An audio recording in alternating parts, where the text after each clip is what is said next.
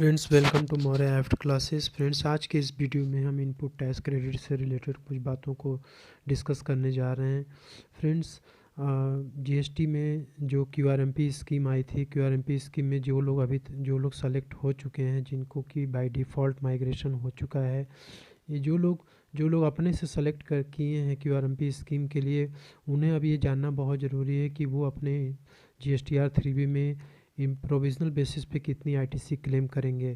क्योंकि अभी भी बहुत सारे टैक्स पेयर्स ऐसे हैं जो कि सोशल मीडिया पे ये क्वेश्चंस पूछ रहे हैं कि क्या अभी भी हमें 10% का ही प्रोविज़नल आईटीसी क्लेम करना है, या फिर हम कुछ और यदि क्राइटेरिया है, यदि कुछ और रेट है तो कृपया हमें बताइए। क्योंकि हमें बहुत सारे कन्फ्यूजन से बहुत सारे ऐसे टैक्स पेयर्स हैं जो अभी भी प्रोविज़नल बेसिस पे जो आईटीसी है वो पहले की तरह ही क्लेम कर रहे हैं, यानी कि उनका जो इनवाइसेस अभी भी अपलोड नहीं हुआ है, लेकिन वो पूरे अमाउंट पे ही वो आईटीसी क्लेम कर रहे हैं, जो कि अब काफ़ी ज़्यादा रेस्ट्रिक्शंस आ गया है। फ्रेंड्स, ये आपको जानने की बहुत ज़रूरत है, क्योंकि अभी रिसेंटली मैंने अपने चैनल पे वीडियो बना के पोस्ट किया हुआ है कि रूल 21 में 2 ऐसे क्लॉज जोड़े गए हैं। यदि आप आईटीसी ज़्यादा क्लेम करेंगे जनवरी महीने से, तो उस केस में आपका जीएसटी रजिस्ट्रेशन कैंसिलेशन प्रोसेस में जाने के चांसेस हैं। इसलिए आपको जानना बहुत ज़रूरी है कि आखिर कितने रेट पे हमें प्रोविज़नल बेसिस पे आईटीसी क्लेम करनी पड़ेगी। सो फ्रेंड्स, आज के इस वीडियो में हम इसी बेसिस पे डिस्कस करने वाले हैं कि प्रोविज़नल बेसिस पे आप आईटीसी कितना क्लेम करेंगे, उसकी परसेंटेज क्या है और क्या क्या अमेंडमेंट्स हुए उसके बारे में डिटेल में हम डिस्कस करेंगे। बने रहे इस वीडियो में। फ्रेंड्स, यदि आप चैनल पर नए हैं तो चैनल को सब्सक्राइब जरूर करें। सो फ्रेंड्स, चलिए हम स्टार्ट करते हैं इस वीडियो को।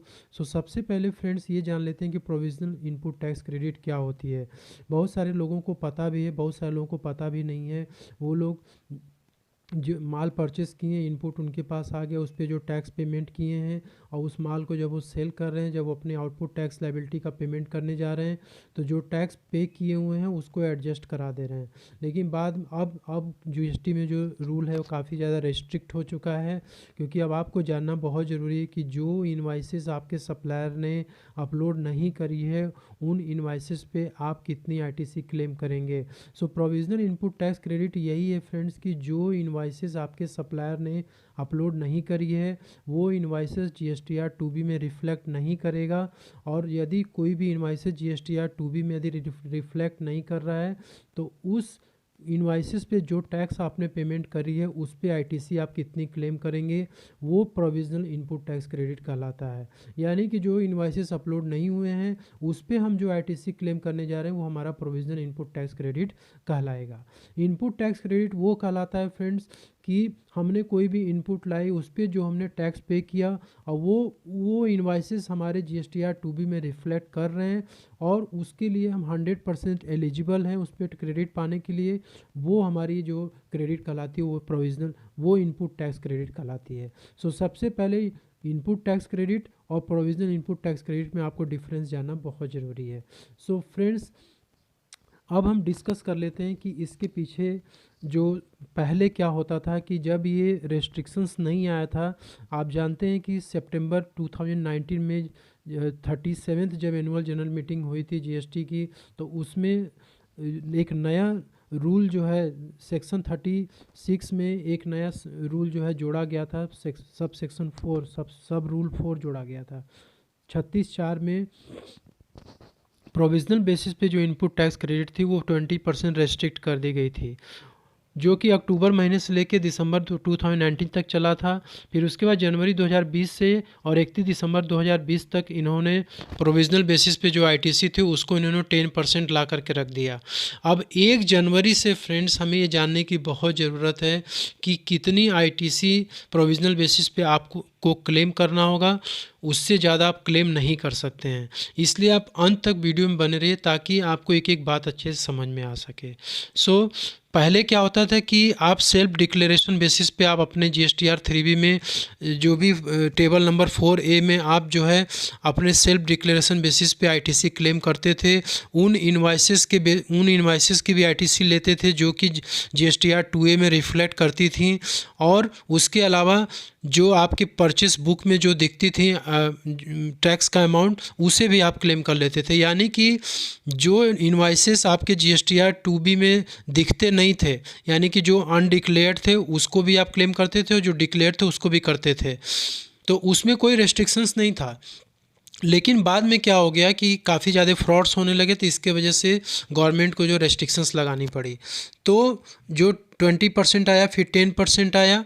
अब जो नया जो आया है फ्रेंड्स, वो उसके बारे में हम डिस्कस करेंगे कि कितना परसेंट, आप कितनी परसेंट जो है ITC उन इनवॉइसेस पे क्लेम करेंगे जो कि आपके सप्लायर ने अपलोड नहीं करी है। सो बढ़ते हैं आगे।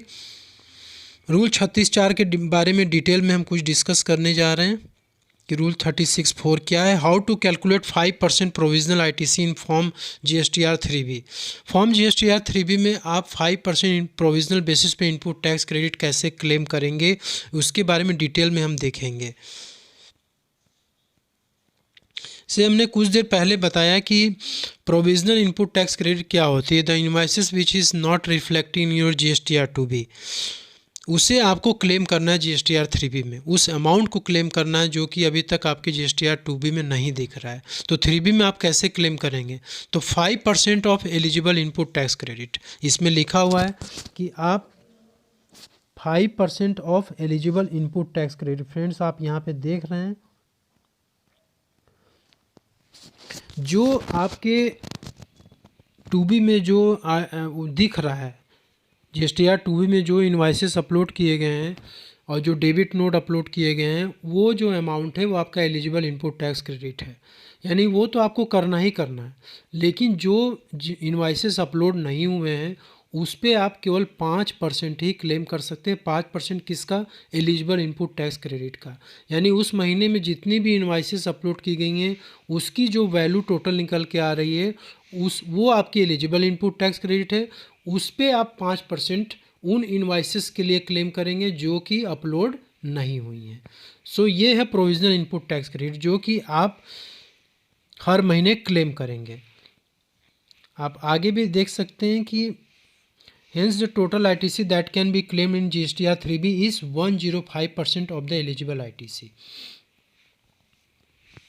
तो GSTR 2B में जितनी भी एलिजिबल ITC आपकी रिफ्लेक्ट कर रही है फ्रेंड्स, उसका 105% आप केवल क्लेम करेंगे और बाकी रिमेनिंग जो है आप आगे के मंथ में क्लेम करेंगे।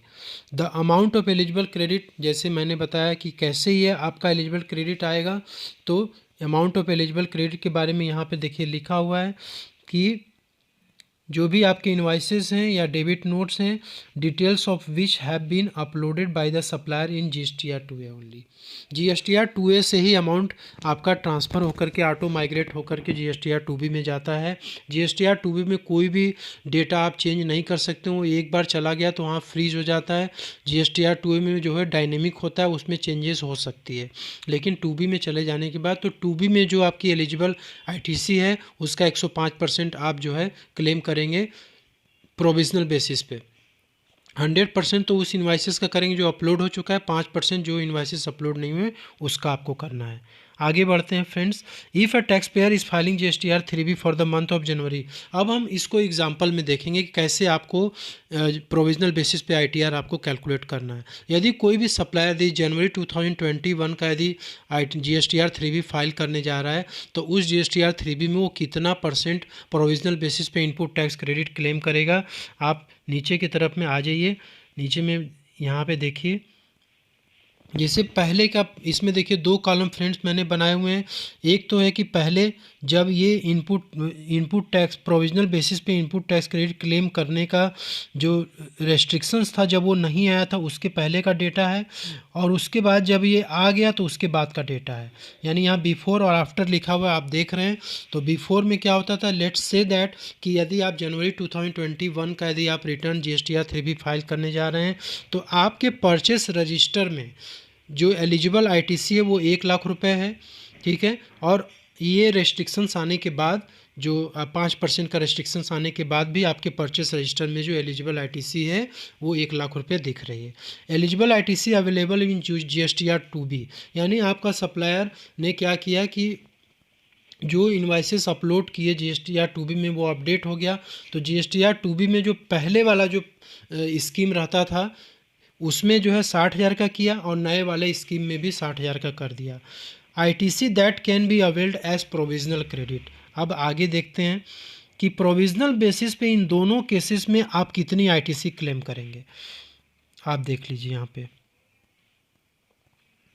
ये पहले वाले केस में क्या था फ्रेंड्स कि पहले वाले केस में प्रोविजनल बेसिस पे ITC आप 40,000 पूरा पूरा कर लिए, क्योंकि सेल्फ डिक्लेरेशन बेसिस पे आपने अपने परचेज बुक से मिलाई कि मेरी एलिजिबल ITC कितनी है, और आपने ये GSTR 2B में देखा कि मेरे सप्लायर ने कितनी इनवाइसेस अपलोड करी है, तो 60,000 आपने वो लिया और 40,000 आपका जो रिमेनिंग जो रिफ्लेक्ट नहीं कर रहा है वो आपने लिया, पूरा पूरा 1,00,000 आपने ITC को क्लेम कर लिया। और यहाँ पे जो आपका ITC not allowed in GSTR 3B of for the month of January, यानी कि आपके जनवरी के महीने में 3B में जो है 3B में जो है अब कोई भी अमाउंट ऐसा नहीं है जो कि अलाउ ना हो। ठीक है, अभी क्या है कि अभी रिकॉन्सिलेशन बहुत ज़रूरी हो गया, यानी कि आपका GSTR 2B से GSTR 3B रिकनसाइल होना चाहिए हर महीने, नहीं तो आपका GSTN कैंसिलेशन प्रोसेस में जा सकता है। सो इसलिए पहले में ये सब चीज़ें नहीं रहती थी, कोई भी कंपलसरी नहीं था कि आपका GSTR 2A जो है आपके 3B से रिकनसाइल होना चाहिए। ठीक है, तो इस वाले केस में नील है। अब हम दूसरा केस देख लेते हैं। जब प्रोविजनल इनपुट टैक्स क्रेडिट 5% का जब आ गया तो उसमें क्या है फ्रेंड्स, उसके बारे में देख लेते हैं। अब क्या है, आप यहाँ पे देखिए कि ITC that can be claimed as provisional credit, यानी कि जो 60,000 हमारी इन्वाइसेस 60,000 की जो इन्वाइसेस अपलोड हुई हैं GSTR 2B में, वो हमारी एलिजिबल इनपुट टैक्स क्रेडिट हो गई। अब उस इनपुट टैक्स क्रेडिट पे हम सिर्फ और सिर्फ 5% क्लेम करेंगे। जो इन्वाइसेस अपलोड नहीं हुए, यानी 40,000 की इन्वाइसेस अपलोड नहीं हुई, तो उस पर हमको ITC कितनी मिलेगी, तो 5% ऑफ 60,000 रुपीज़ यहाँ पे देख रहे हैं, तो 3,000 रुपये ही केवल आप ITC प्रोविजनल बेसिस पे क्लेम कर सकते हैं जो कि इन्वाइसेस अपलोड नहीं हुए हैं। ITC, अब टोटल ITC आप कितना क्लेम करेंगे जनवरी के महीने में, 63,000। ठीक है, अब रिमेनिंग कितना बच गया फ्रेंड्स, आप आगे देखिए, रिमेनिंग आपका बच गया 37,000। ये देखिए, अब 37,000 और आपको ITC क्लेम करनी है। अब इसके लिए आपको नेक्स्ट मंथ में इंतज़ार करना पड़ेगा। तो अब यहाँ पे देखिए लिखा हुआ, the balance ITC that has not been claimed as provisional ITC may be claimed in the succeeding month, यानी कि आप अगले महीने में जो ITC आपकी 37,000 की ITC क्लेम नहीं हो पाई, वो आप अगले महीने में क्लेम कर लेंगे प्रोविजनल बेसिस पे। यदि आपका सप्लायर यदि पूरी इनवाइस अपलोड कर देता है अगले महीने, तब तो आप 37,000 पूरा कर लेंगे, नहीं तो आगे के एग्जांपल में देखिए कैसे आपको लेना है। लेट्स से दैट कि अब जनवरी का 37,000 रुपये बाकी था, अब नेक्स्ट मंथ में आपका सप्लायर क्या करता है, तो नेक्स्ट मंथ में क्या हुआ कि आपकी प्रोविजनल ITC आपने क्या करी थी, 3,000 की क्लेम की थी। ठीक है, आपने प्रोविजनल बेसिस पे ITC 3,000 क्लेम की थी पिछले महीने में। Provisional ITC remaining to be claimed, यानी कि 37,000 आपको और क्लेम करना है। ठीक है, अब नीचे बढ़ते हैं, तो नीचे में देखिए eligible ITC uploaded by supplier in the month of February में भी मेरा जो सप्लायर है उसने केवल 29,000 का उसने केवल इनवाइस अपलोड किया। ठीक है, अब क्या करना है कि अब आपको फरवरी महीने में भी प्रोविजनल बेसिस पे ही ITC मिलेगी, यानी कि फरवरी महीने में 29,000 की इनवाइसेस केवल अपलोड हुई हैं। आप यहाँ पे देखिए 29,000 की अपलोड हुई हैं, तो इस पर केवल 5% आप क्लेम कर पाएंगे। ये देखिए 5% आपने क्लेम किया तो आपका 1,450 रुपये प्रोविजनल बेसिस पे ITC आ गई। तो टोटल ITC आपने फरवरी के महीने में कितनी क्लेम करी फ्रेंड्स, तो 30,450 आपने क्लेम करी। एक तो 29,000 ये हो गया, 100% इस पर आपने कर लिया, और उसके बाद 5% इसका जो इन्वाइसेस अपलोड नहीं हुए हैं। तो इन्वाइसेस कितने के अपलोड नहीं हुए, 37,000 और चाहिए था, तो 8,000 के इन्वाइसेस अभी भी अपलोड आपके नहीं हुए हैं। तो उस 8,000 पे कितनी हमें क्रेडिट मिलेगी, तो 29,000 का 5% मिलेगा। तो टोटल मिला करके आपका जो ITC फरवरी में आप क्लेम करेंगे वो 30,450 करेंगे, सॉरी यहाँ पे 30,450 आप करेंगे। अब बैलेंस जो ITC आपका अभी भी अलाउ नहीं होगा वो होगा 6,550 रुपये। आप यहाँ पे देखिए, सॉरी फ्रेंड्स, यहाँ पे थोड़ी सी मिस्टेक हो जा रही है, क्योंकि ये कोई बात नहीं। Balance eligible ITC still not allowed in February 2021।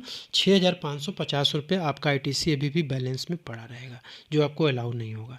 ठीक है, तो ये है फ्रेंड्स प्रोविजनल बेसिस पे इनपुट टैक्स क्रेडिट, जो कि अब आपको ध्यान रखना है कि 5% से ज़्यादा प्रोविजनल आईटीसी आप क्लेम नहीं कर पाएंगे, और आपको हर महीने अब रिकन्सिलेशन कराना होगा। क्यूआरएमपी स्कीम में यदि आपने सिलेक्शन हो गया है तो आपको मंथली जो है अपना टैक्स पेमेंट करना है, और रिटर्न जो आप क्वार्टरली फाइल करेंगे। इसलिए इस स्कीम में थोड़ी सी ड्रॉबैक ये है फ्रेंड्स कि आपके वर्किंग कैपिटल पे काफ़ी ज़्यादा असर पड़ेगा, लेकिन आप अपने सप्लायर को लगातार आप रिमाइंड कराते रहिए कि वो इनवाइसेस ज़्यादा से ज़्यादा अपलोड करें, ताकि आप ज़्यादा से ज़्यादा आईटीसी क्लेम कर सकें। ठीक है, ताकि क्वार्टर एंड तक आपका पूरा जो है रिकन्सिलेशन हो जाए। सो फ्रेंड्स, ये छोटी सी इन्फॉर्मेशन जो कि मैं आपके साथ शेयर करना चाहता था। यदि आपको वीडियो अच्छा लगे तो लाइक शेयर ज़रूर करिए फ्रेंड्स, ताकि और भी वैल्यूएबल वीडियो हम आपके लिए बना सकें। So thank you so much.